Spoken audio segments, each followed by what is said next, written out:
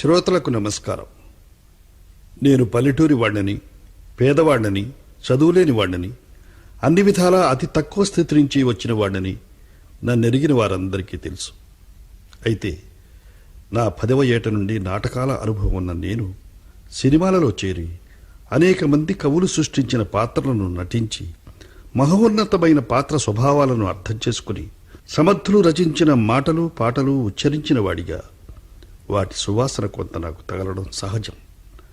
60 సంవత్సరాలు సినిమాలలో నటించడం ద్వారా ఒక వ్యక్తిగా జీవితాన్ని గురించి, సినిమా గురించి, రాజకీయాన్ని గురించి, మానవ మనస్తత్వం గురించి, మనిషి నడవడికను గురించి నాకు కొన్ని భావాలు రావడం, ఆలోచనలు పుట్టడం సహజం.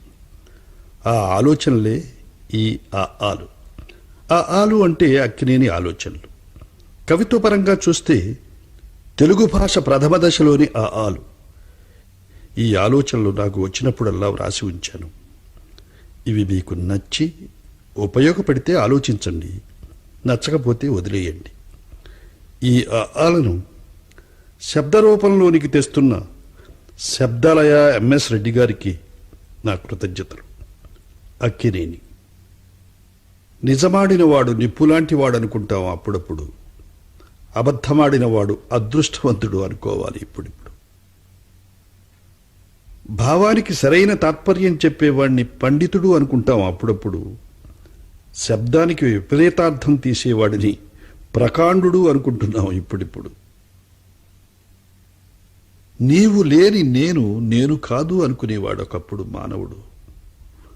నేను లేని నీవే కాదంటున్నాడు ఇప్పుడు. దీనికి ఒక మాట చెప్పాలి నేను.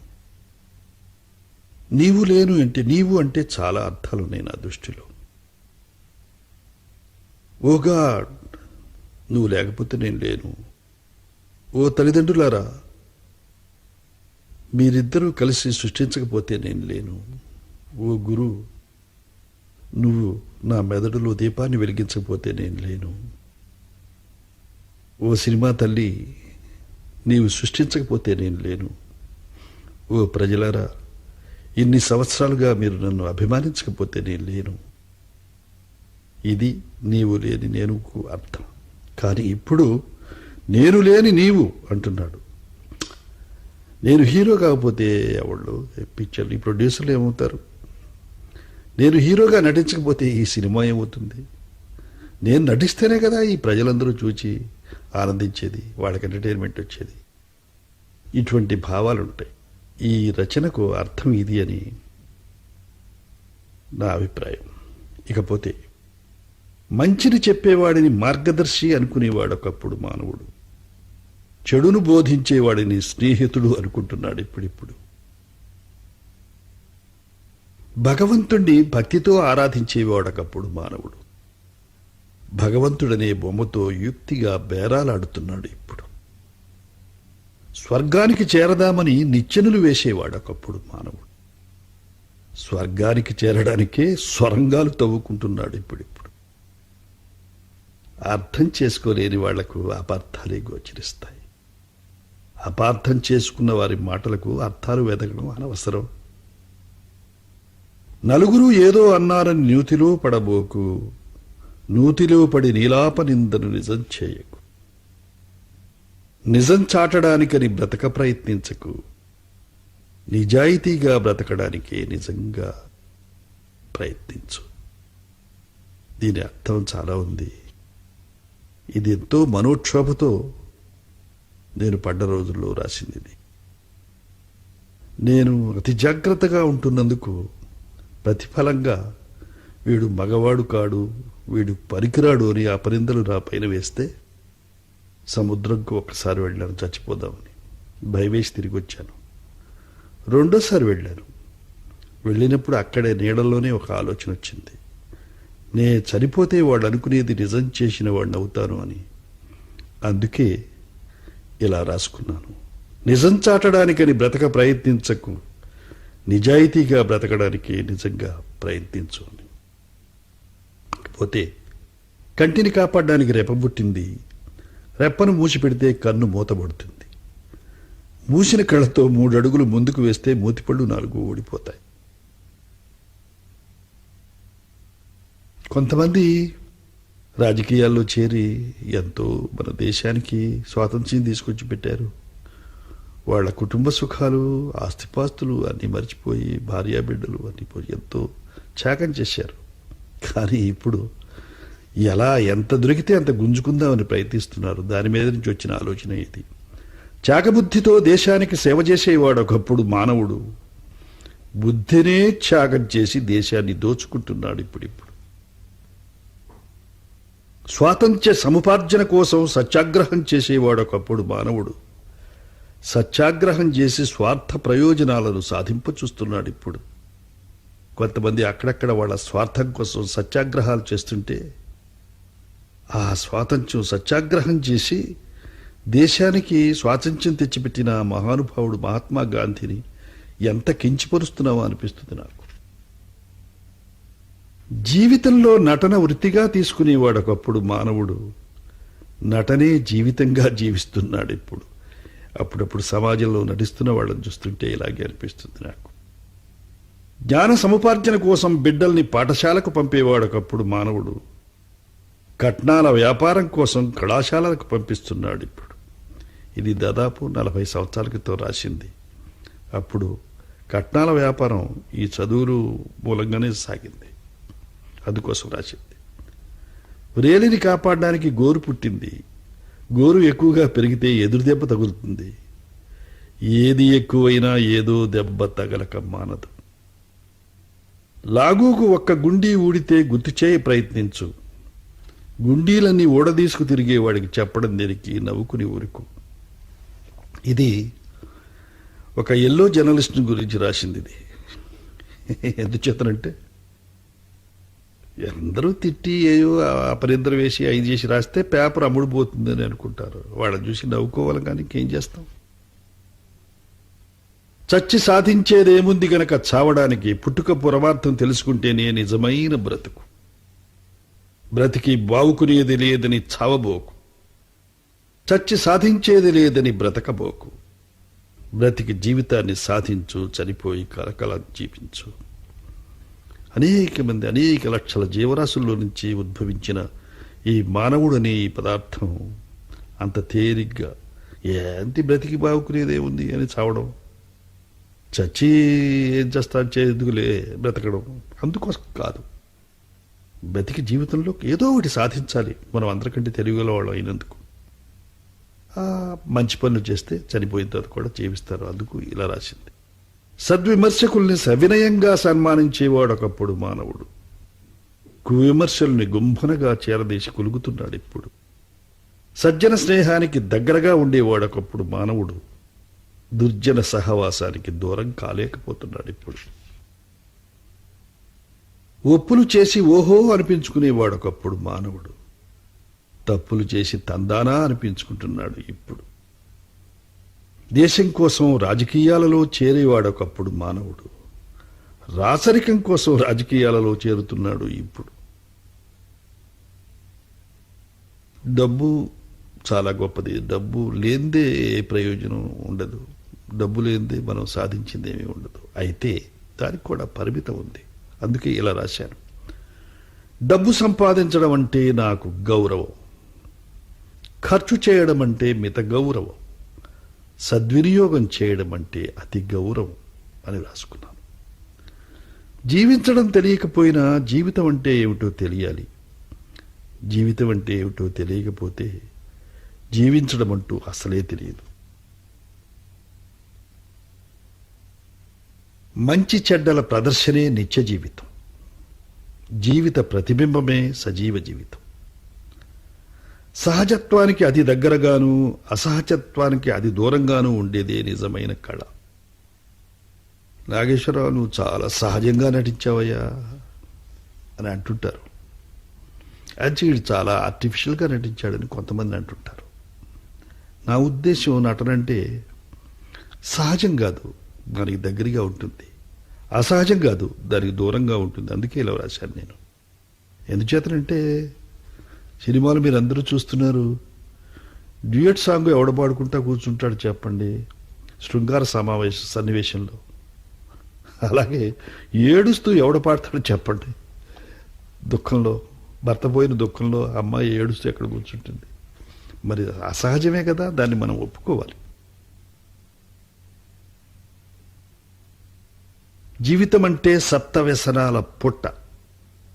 ఒక్క వ్యసనానికి లొంగిపోయేవాడు వట్టి మానవుడు. సప్త వ్యసనాలకు లొంగనివాడు మానవాతి.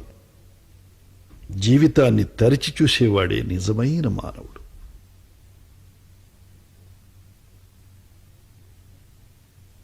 అరవై ఏళ్లు నటించిన వాణ్ణి, 77 జీవించిన వాణ్ణి, మిట్టలు ఎక్కిన వాణ్ణి, పల్లాల్లో పడ్డవాణ్ణి, అభిమానుల దృష్టిలో కుర్రవాణ్ణి, పెద్దల హృదయాల్లో దాగున్న చిన్నవాణ్ణి అని అనుకున్నాను నేను. ఎందుచేతనంటే అప్పుడు ఎవడెవళ్ళు పొగుడుతుంటారు కదా, నువ్వంతా ఇంత అని. కానీ నేను ఎంతో అని తెలియజెప్పడమే నా ఉద్దేశం. అందుకని అభిమానుల దృష్టిలో కుర్రవాణ్ణి, పెద్దల హృదయాల్లో దాగున్న చిన్నవాణ్ణి, అంతటి వాణ్ణి ఇంతటి వాణ్ణి అనలేను. జీవితంలో ఇంకా ముందుకు వెళ్ళాలని, మరిన్ని మంచి చెడ్డల్ని చవిచూడాలని ముందుకు వెడుతూ ఉన్నాను. ముసళ్ల పండగ చూడబోతున్నాను. ముందుకు వెళ్ళి సాధించేదేమిటో తెలియాలి నాకు. నేను వెళ్ళిపోయిన తర్వాత మిగిల్చేదేమిటో తెలియాలి మీకు. హృదయాన్ని మిన్నగాను, మనసును వెన్నగాను చూసుకునేవాడొకప్పుడు మానవుడు. గుండెను బండగాను, మనస్సును మన్నుగాను చేసుకుంటున్నాడు ఇప్పుడు. ఈ భావానికి విముక్తి ఎప్పుడు? మన మనస్సులు మారినప్పుడు, మనకు మరో ప్రపంచం వచ్చినప్పుడు. మరో ప్రపంచం అంటే మన మనసులో మార్పులు రావాలి, మన ఆలోచన విధానంలో మార్పులు రావాలి, మనకు ఒక గ్రీన్ రివల్యూషన్ రావాలి అని నా అభిప్రాయం. ఇంతకాలం నిజమాడి బ్రతుకుదామనుకున్నాను. ఈ కాలంలో అబద్ధాలు ఆడలేక చస్తున్నాను. వచ్చే కాలంలో నిజమాడి చావాలో లేక అబద్ధమాడి బ్రతకాలో తేల్చుకోలేక సతమతమవుతున్నాను. అంటే జీవితం అంతా ఎవరు చూసినా ఎవరు నిజం మాట్లాడుతున్నారో, ఎవరు అబద్ధం ఆడుతున్నారో తెలియని పరిస్థితుల్లో, అవస్థలో రాసింది ఇది. నన్ను బ్రతికిస్తూ చంపేది, చంపి బ్రతికించేది కాలమే. అవును, రాబోయే కాలమే తేల్చుకోవాలి. ఎంతో మందికి మనస్సు మహా చెడ్డది, కొద్ది మందికి మనస్సు మంచిది. ఒక్కొక్కరి దగ్గర ఒక్కో రకంగా మసులుతుంది ఆ మనస్సు. అందరికీ అన్ని రకాల ఆలోచనలు ఇస్తుంది. మంచికి చెడ్డకి పోటీ పెడుతుంది. ప్రపంచానికి ముప్పి తెచ్చి పెడుతుంది. అయినా నాకెందుకు అది మంచిది. గాడిద కాళ్ళు పట్టుకోవడానికి ఒక వసుదేవుడు ఉండేవాడని పెద్దలు చెప్పగా విన్నాం ఒకప్పుడు. గాడిదల కాళ్ళు పట్టుకోవడానికి అడ్డగాడిదలు పోటీ పడుతుంటే చూడలేక చచ్చిపోతున్నాం ఇప్పుడు.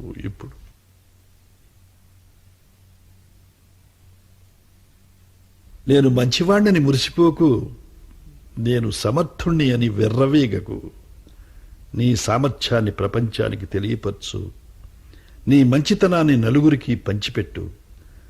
ప్రగతిని సాధించిన తరువాత నీ ప్రయాణం ముగించు. స్నేహం కోసం స్నేహం చేసేవారొకప్పుడు, స్నేహం కోసం ప్రాణాలిచ్చేవారొకప్పుడు, స్వార్థం కోసం స్నేహం చేస్తున్నారు ఇప్పుడు. స్వార్థం కోసమే స్నేహానికి తిరోధకాలిస్తున్నారు ఇప్పుడు.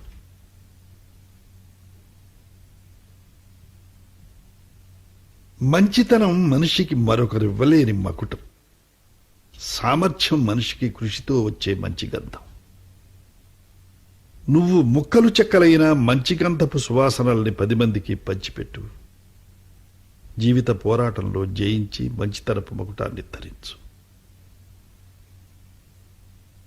రాజకీయాల్లో చాలా సమర్థులు వస్తే కానీ దేశం బాగుపడదు. దేశం బాగుపడితే కానీ ప్రజలు కళకళలాడుతూ ఉండరు. ప్రజలు కళకళలాడుతూ జీవిస్తే కానీ ఆ దేశం అభివృద్ధి చెందదు. కానీ అదే అసమర్థులు ఆ కుర్చీలలో కూర్చుంటే ఏమవుతుంది అనుకుని ఎప్పుడూ 40 సంవత్సరాల క్రితం నాకు వచ్చిన ఆలోచన ఇది. అసమర్థులు కొందరు అందలమెక్కి కూర్చున్నారు. సమర్థులు ఎందరో చేతులు ముడుచుకు చూస్తున్నారు. దొంగలు, దోపిడీదారులు, దుర్మార్గులు దేశాన్ని దిగమింగుతున్నారు. అది ఇప్పుడు జరుగుతుంది సార్. దొంగలు, దోపిడీదారులు, దుర్మార్గులు దేశాన్ని దిగమింగుతున్నారు. ఈ అందలమెక్కిన వారు కిందికి దిగి రావాలి. చేతులు ముడుచుకున్న వారు చేతులు మొదలెట్టాలి. దేశద్రోహులందరూ దిగదుడుచుకుపోవాలి. నీరసించిన యువకులు తెలివి చూపి నిలవాలి. అదెప్పుడూ మన మనసులు మారినప్పుడు, మనకు మరో ప్రపంచం వచ్చినప్పుడు. దేశం మారాలి, మనుషులు మారాలి, మంచి మానవత్వం మేల్కొనాలి. మనం కాకపోయినా ఈ మార్పును మన బిడ్డలు కనులారా చూడాలి. ఇది నా అభిప్రాయం. శక్తివంతమైన మెదడు మనిషికున్న మహావరం. ఇది ఎవరికీ లేనిది. ఏ పక్షికి, మృగానికి, పశువుకి, కోతికి, కొండముచ్చుకి లేనిది. అది మనిషికే ఉన్నది. అదే శక్తివంతమైన మెదడు మనిషికున్న మహావరం. సారవంతమైన మట్టి దేశానికున్న మంచి సంపద. మెదడు నిండా మట్టి పేర్చుకొని మనిషి శక్తిహీనుడవుతున్నాడు. మట్టిని మందులతో కలుషితం చేసి నిస్సారంగా మారుస్తున్నాడు. నిప్పు నీటితో చల్లారిపోవచ్చు, నిజం నిప్పులో కలిసిపోవచ్చు. నిప్పులాంటి నిజం, నిజంలాంటి నిప్పు గుండెల్ని దహించి వేస్తూనే ఉంటుంది. మనిషి మట్టిలో కలిసినా చేసిన మంచి మాత్రం మిగిలిపోతుంది. మంచి మరుగున పడిపోయినా మనిషి మనసులో మెదులుతూనే ఉంటుంది. మనిషికి అన్ని సంపదల కంటే ముఖ్యమైనది మనోసంపద. నిజాయితీపరుడు, అవినీతికి పాల్పడనివాడు, ఇతరులకు అన్యాయం, అక్రమం, అపకారం చెయ్యనివాడు, సదా అందరి మంచిని కోరేవాడు, కడుపు నిండా తిండి లేకపోయినా, పేరు ప్రతిష్టలు సంపాదించుకోలేకపోయినా, స్నేహితుల అండదండలు అందుకోలేకపోయినా, హాయిగా ఆనందంగా తృప్తిగా బ్రతకలేకపోయినా జీవితాన్ని ధైర్యంగా ఎదుర్కోగలడు. సత్యాన్ని నిరూపించగలడు. ఆత్మస్థైర్యంతో, అనుభూతులతో జీవించగలడు. ఇదే మానవ మేధస్సు పరిపూర్ణత్వానికి నాంది, నిజాయితీకి పునాది. మానవునికి పవిత్రత సాధించడం సామాన్యమైన పని కాదు. కనీసం పవిత్రంగా ఉండాలని ఆలోచించడం సలక్షణమైన పని. నువ్వు మంచివాడివని అందరూ అనుకోవాలని ఆలోచించుకో. ఇది ఒక క్రికెట్ అప్రోచ్ అన్నమాట. నేను మంచివాడిని, గొప్పవాడిని అని అందరూ అనుకోవాలని అనుకుంటారు. నా ఉద్దేశం అది కాదు. నువ్వు మంచివాడివని అందరూ అనుకోవాలని ఆలోచించకు. చెడు చేయకూడదని ఆలోచించు. నీకు తెలియకుండానే మంచివాడివి అయిపోతావు. విమర్శించేవాడు చెప్పింది చేదు గుళికలు తినిపించినట్టుంటుంది. పొగిడేవాడు చెప్పింది పంచదార చిలకలు తినిపించినట్టుంటుంది. జాగ్రత్త. వివేకం, విజ్ఞానం ఉన్న శత్రువు కంటే అవివేకం, అజ్ఞానం ఉన్న మిత్రుడు చాలా ప్రమాదకరం. ఒక తెలివిగలవాడైతే వాడు చెప్పింది మనం వ్యతిరేకించకపోయినా తర్వాత అయినా మన ఆలోచనలోకి వస్తుంది వాడు చాలా విజ్ఞానవంతుడని. కానీ పిచ్చివాడు, మూర్ఖుడు చెబితే ఏముంది, వాడు చెప్తే మనకు ప్రమాదం. అందుకే వివేకం, విజ్ఞానం ఉన్న శత్రువు కంటే అవివేకం, అజ్ఞానం ఉన్న మిత్రుడు ప్రమాదకరం. రోగం ముదిరిన తర్వాత గాని క్యాన్సర్ను ఎలా తెలుసుకోలేమో, పొగిడి కొంత మనల్ని పాడు చేసిన తర్వాత గాని పొగిడే వారికి అది రోగమని మనం అర్థం చేసుకోలేము. ఎదటివాడు మెదడులో ఊహించేది మనం తెలుసుకోగలిగినప్పుడు మనకు తెలివి ఉన్నందుకు చాలా సంతోషపడతాం. కానీ మనల్ని గురించి చెడుగా ఊహిస్తున్నాడని గ్రహించగలిగినప్పుడు మాత్రం నరకయాతన పడతాం. కళ్ళతో చూసేవన్నీ సత్యాలు కావు. చెవులతో వినేవన్నీ నిజాలు కావు. నిజాల వెనక అబద్ధాలు, అబద్ధాల వెనక సత్యాలు ఎన్నెన్నో ఉంటాయి. మేడిపండు లాంటి నిజాలతో కలబోసిన అబద్ధాలను మనసుతో చూడాలి, మననం చేసుకోవాలి. మనం అనుభవించే సుఖదుఖాల వెనక ఉన్న నిగూఢ రహస్యాలు చాలా. మనం నవ్వే నవ్వు వెనక ఎన్నో దుఃఖాలు నిండి ఉన్నాయి. మనం కార్చే కన్నీరు వెనక ఎంతో సుఖం, సంతోషం చోటు చేసుకుంటుంది. ఒకరికొకరు మనస్సు, తనువు అర్పించుకున్నప్పుడు నీవు ఉద్భవించావు. అలాగే నీవు మరొకరికి అర్పించుకున్నప్పుడు మరొకరు ఉద్భవించారు. ఎవరు ఎప్పుడు ఉద్భవించారన్నది కాదు ముఖ్యం, మీ కుటుంబానికి ఎంత మిగిల్చుకున్నారన్నది కూడా కాదు ముఖ్యం, మీ దేశానికి ఎంత మిగిల్చిపోయారన్నది ముఖ్యం. ఎలక్షన్లు వచ్చినప్పుడు అప్పుడప్పుడు రాయాలనిపిస్తుంది. అందులో ఇదొకటి. ఓటు విలువ తెలుసుకోలేని అజ్ఞాని కాళ్ళు పట్టుకోవడం గాడిద కాళ్ళు పట్టుకున్నట్టే. ఓటు విలువ తెలుసున్న విజ్ఞానిని పలకరించవలసిన పని లేదు కూడా. ఎందుకంటే ఏ విజ్ఞానికి ఓటు వెయ్యాలో అతనికి తెలుసుకోగల విజ్ఞత ఉంది కాబట్టి. సినిమా రంగాన్ని గురించి, సినిమా ప్రపంచంలోనూ సైంటిస్టులున్నారు, కవులున్నారు, భావుకులున్నారు, జ్ఞానులున్నారు, అతి తెలివిగల వారున్నారు, ఛాందసులున్నారు, శాస్త్రం తెలిసిన వారున్నారు, చదువుకున్న తెలివి తక్కువ వారున్నారు, చదువులేని మేధావులున్నారు, ఎంతో మంది మూఢులున్నారు. ఇక్కడ నేర్చుకునే వారికి ఎంతో ఉంది. ఎంత నేర్చుకున్నా ఇంకెంతో మిగిలింటూనే ఉంటుంది. నేర్చుకోలేని వారికి ఇక్కడ కనిపించేదంతా చెడు, ఈర్ష్య, ద్వేషం, ఓర్వలేనితనం, ఎదుటివారి బాగోగులు కోరుకోని మనస్తత్వం, మనమే గొప్ప అనుకునే భావం, మిగతా అందరూ అసమర్థులు అనే ధోరణి, మిగతా వారి గొప్పతనానికి అదృష్ట కారణాలు కల్పించుకోవడం, మన విజయానికి మాత్రమే సామర్థ్యం కారణం అనుకోవడం, గ్రహించే వారి దృష్టిని బట్టి మొదలైనవన్నీ ఇదంతా స్వభావ స్వరూపాలను బట్టి ఉంటుంది. ఇక్కడ మనం ఎంత నేర్చుకుంటే అంత ఉంది. అదే మంచి చాలా ఉంది, చెడు మరింత ఉంది. మెప్పుకోలు ఒప్పుకోవచ్చు ప్రోత్సాహకరం కాబట్టి, పొగడ్తలు పుర్రికెక్కించకూడదు పాడు చేసే పదార్థం కాబట్టి. పొగడ్త తీపి లాంటిది, కొవ్వెక్కిస్తుంది. విమర్శ చేదు లాంటిది, అభివృద్ధికి దోహదం చేస్తుంది.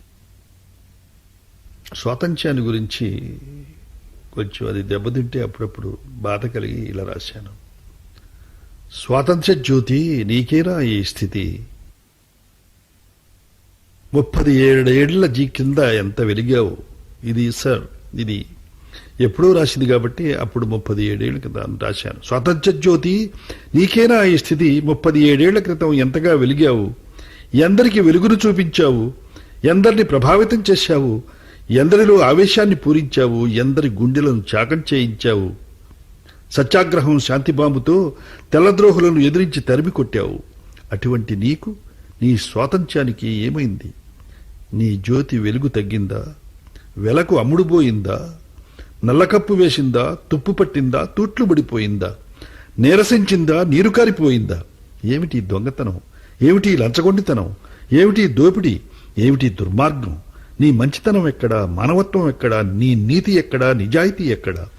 ఓ స్వాతంత్ర్య జ్యోతి, నీవిచ్చిన ప్రజాస్వామ్యం అంటే ఇదేనా? అధికారం కోసం అబద్ధాలాడడమా, మోసాలు చేయడమా, దొంగ పనులు చేయడమా, దోపిడీలు చేయడమా, పంగనామాలు పెట్టడమా, వెన్నుపోటు పడవడమా, కోట్లు సంపాదించడమా, కోట్లతో ఓట్లను కొనడమా, కోట్లు వెచ్చించి కుర్చీలో కొలకడమా? ఓట్లను కొని మనుషులను గొర్రెలుగా చూస్తున్నారే, ఓట్లను కొని మనుషులను గొర్రెలుగా మారుస్తున్నారే. ఆలోచించండి, గొర్రెలెప్పుడు గొర్రెలుగానే ఉండవు. గొర్రెలకు కూడా ఒకరోజు బుర్రలొస్తాయి, బుర్రలు బద్దలు కొడతాయి. మన బుర్రలు బద్దలు కొడతాయి. తుప్పు వదిలిస్తాయి, నల్లకప్పు తుడుస్తాయి. నీరసం వదిలించి నీకు జవసత్వాలిస్తాయి. నీ మంచిని, మానవత్వాన్ని మేలుకొలిపి నిద్రాణమై ఉన్న శక్తిని పునరుజ్జీవింపచేస్తాయి. వస్తున్నాయి ఆ రోజులు. దేశద్రోహులు దిగదుడుచుకుపోయే రోజులు, దుర్గంధాన్ని దూరం చేసి మంచికంతపు సువాసనల్ని వెదజల్లే రోజులు, మనోవిప్లవంతో జాతికి వెలుగునిచ్చే రోజులు, భావి భారత పౌరులుగా భాసిల్లే బంగారు రోజులు. భారత స్వాతంత్ర్య జ్యోతి నీవే ఆ రోజులు. ఆవేశం, ఆలోచన, అవగాహన, అభిరుచి ఉన్న వ్యక్తికి ఆత్మ విమర్శ, ఆత్మబలం, అంగబలం ఉండి అనుకున్నవి ఆచరించగలిగితే మరణించిన మనిషిగా మానవులున్నంతకాలం జీవించే ఉంటాడు. మంచి చేయలేకపోవడం మన చెడుతనం కాకపోవచ్చు, చెడు చేయలేకపోవడం మన మంచితనమే అవుతుంది. వీలుంటే మంచి చేయగలగాలి, మంచి చేయలేకపోయినా చెడు మాత్రం చేయకూడదు. మంచి చేయగల మనిషి మంచి చేయడం మంచి మార్గం, చెడు కూడా చేయగల మనిషి మంచి చేయడం ఉత్తమ మార్గం. మంచి చెడు కూడా చేయగలిగి ఉండి మంచి మాత్రమే చేయడం ఉత్తమోత్తమైన మార్గం.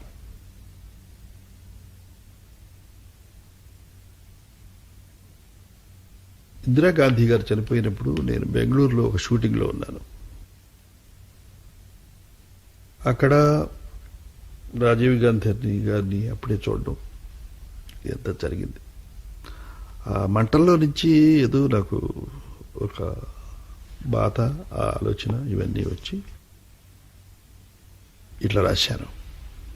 ఇది ఇందిరమ్మకు శ్రద్ధాంజలి. అప్పుడు ఇందిరమ్మ, అందరికీ తెలుసు నీవెంత గొప్పదానివో, చాలా మందికి తెలుసు నీవెంత సమర్థురాలివో, కొంతమందికి తెలుసు నీవెంత మంచిదానివో, కొద్ది మందికి తెలుసు నీవెంత చమత్కారివో, గద్దెలు దిగిన వారికి తెలుసు నీవెంత ఏకఛత్రాధిపతివు.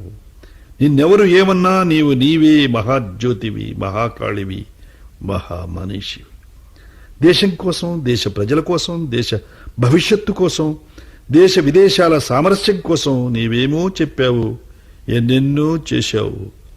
నీ జీవితాన్ని త్యాగం చేశావు, నీ రక్తాన్ని అర్పించావు.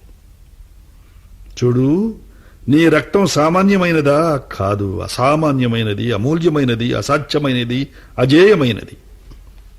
అందుకే అంటున్నాను, నీ రక్తం కరిగిస్తుంది హృదయాన్ని, నీ రక్తం రేపుతుంది ఆవేశాన్ని, నీ రక్తం నడుపుతుంది దేశాన్ని, నీ రక్తం ఏలుతుంది రాజ్యాన్ని. ఇక మాకు లేని నీకు మా జోహార్లు, మా శ్రద్ధాంజలి, మా బాష్పాంజలి. నీతులు చెప్పేవారు, నియమాలు తెలిసినవారు, న్యాయాలు ధర్మాలు నిర్ణయించేవారు కాదు మనకు కావాల్సింది. ఇవన్నీ వారు పాటించి మనల్ని కూడా పాటింపజేసేవారే, మనల్ని ముందుకు నడిపేవారే మనకు కావాలి. చాలా మంది అబద్ధాలు ఆడతారు, కొంత ఇబ్బంది పెడతారు అప్పుడప్పుడు. అబద్ధాలు ఆపద్ధర్మాలు కావచ్చునేమో కానీ ఆపద్ధర్మాలు ధర్మాలు కాకూడదు.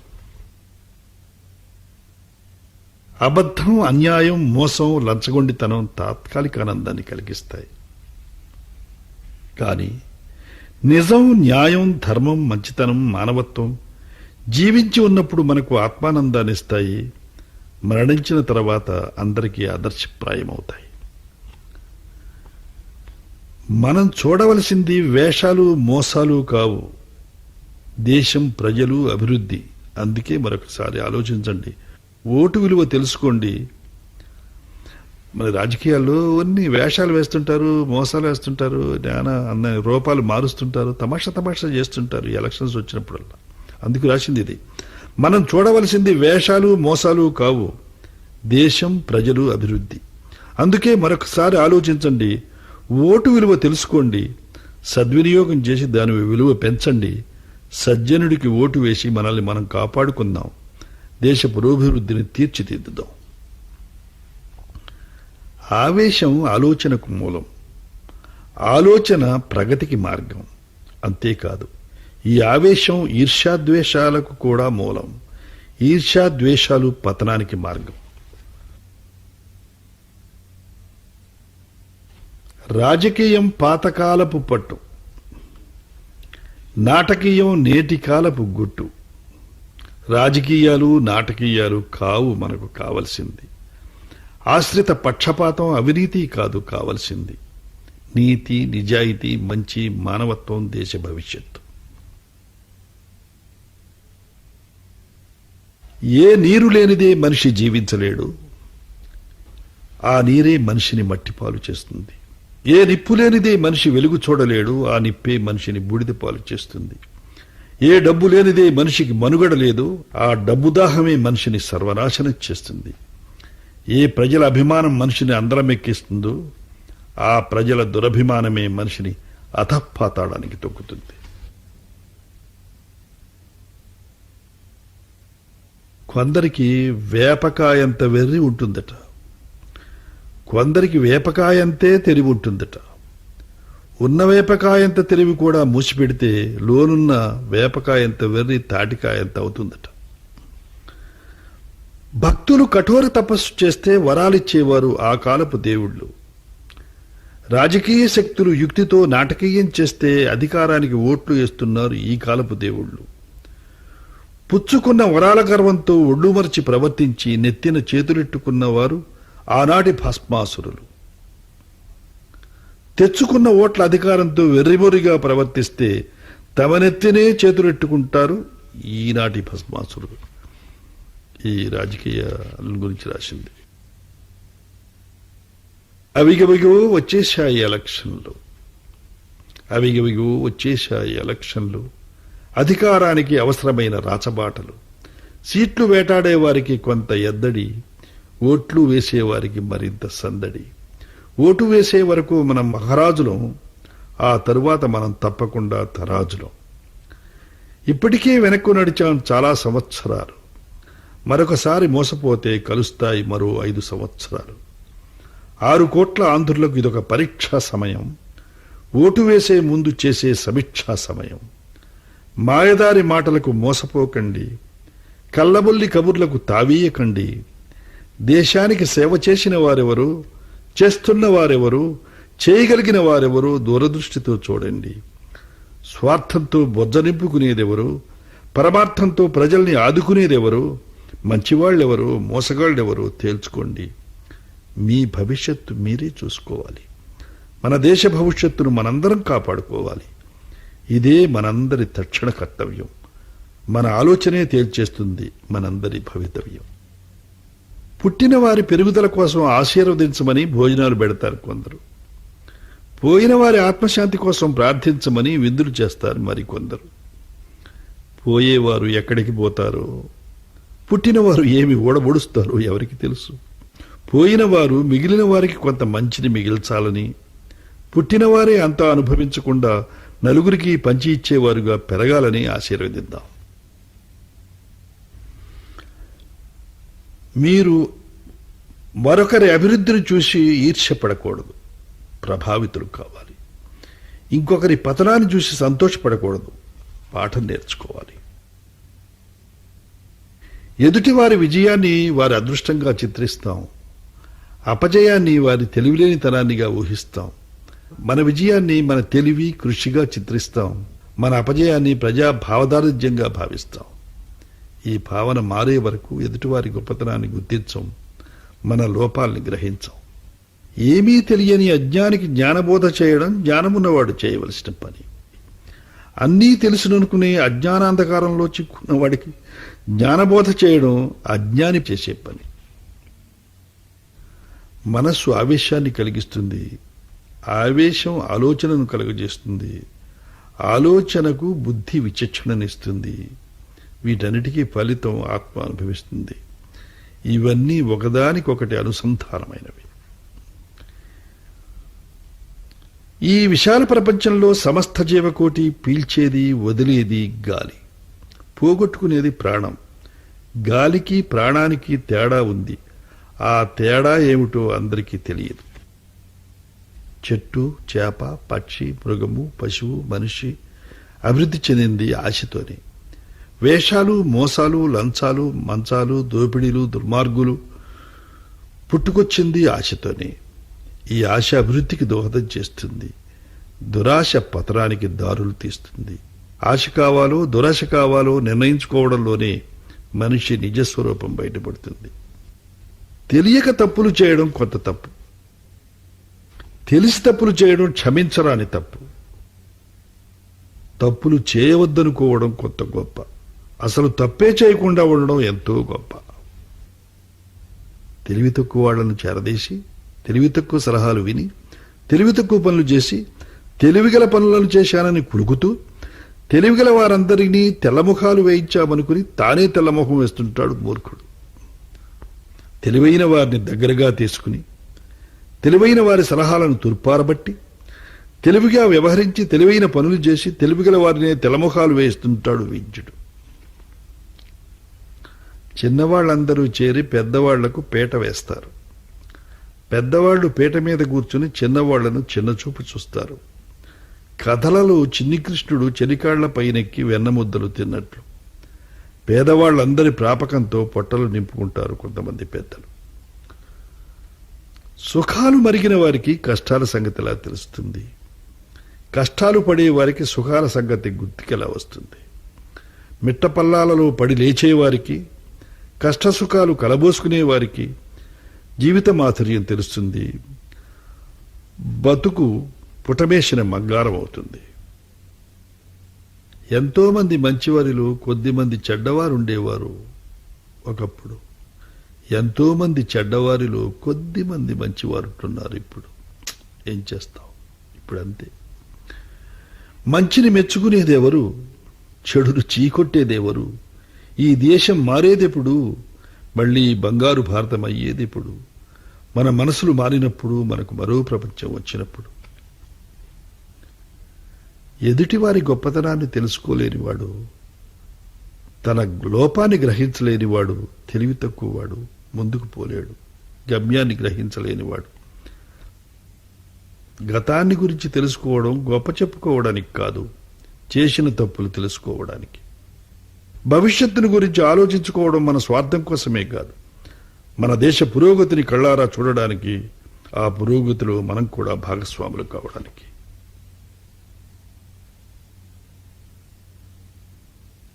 ఎదురుగా పొగిడేవాడు, చాటుగా తెగిడేవాడు విరోధి.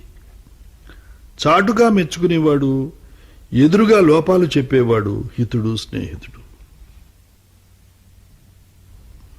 అందుకే అంటాను, మంచిని మందిలో చెప్పాలి, చెడును చెవులో చెప్పాలి అని. ఇది ఎలక్షన్స్ వచ్చినప్పుడు రాసింది. ఇది కూడా వచ్చాయి ఎలక్షన్లు, మొదలైపోయాయి కలెక్షన్లు. మనందరినీ ఉద్ధరించడానికి, మన దేశాన్ని ముందుకు నడపడానికి, మంచితనం మరుగునబడి మానవత్వం మంటగలుగుతున్న ఈ రోజుల్లో, మంచితనం మరుగునబడి మానవత్వం మంటగలుస్తున్న ఈ రోజుల్లో, మనసులు మలినమైపోయి మరణహోమం జరుగుతున్న ఈ రోజుల్లో, మనసులు మలినమైపోయి మారణహోమం జరుగుతున్న ఈ కాలంలో, స్వార్థం అనేది మచ్చుతునకగా, దౌర్జన్యం అనేది తురుపుముక్కగా సాగిపోతున్న ఈ స్వాతంత్ర్య దేశంలో మాటలు చెప్పి మాయలు చేసేవారు కావాలు, మంచి చేసి ముందుకు నడిపేవారు కావాలు. నిర్మోహమాటంగా నిర్ణయించుకోవడానికి మళ్లీ వచ్చాయి ఎలక్షన్లు.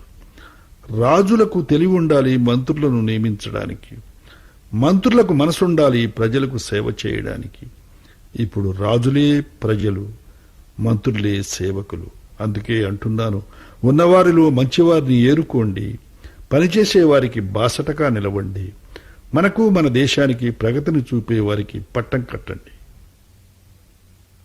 నన్ను ప్రభావితం చేసిన పెద్దల సుభాషితాలు, వారి భావాలు నాకెంతో నచ్చాయి. అందుకే నేను నోట్ చేసుకున్నాను.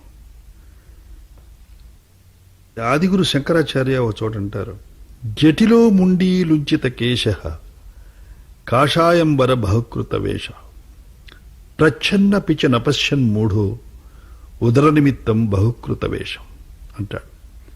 అంటే జడలు ధరించినా లేక ముండనము తల వెంట్రుకలు చేయించుకున్నా, కాషాయ బట్టలు ధరించినా తెలుసుకోవలసిన జ్ఞానం తెలుసుకోనప్పుడు ఈ వేషాలన్నీ పొట్ట పోషణకు వేసే వేషాలు మాత్రం వృధా అంటాడు.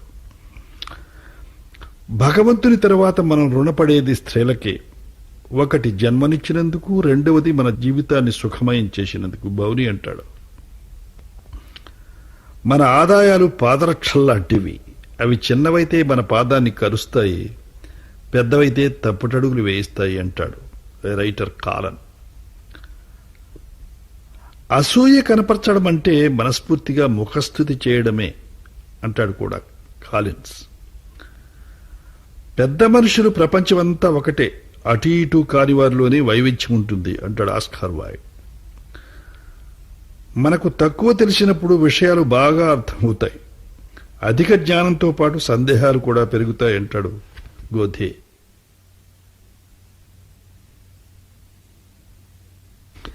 జీవితంలో సాధ్యమైనన్ని ఉపయోగకరమైన పనులు చేయడమే జీవిత ధ్యేయంగా ఉండాలి అంటారు ఇందిరాగాంధీ.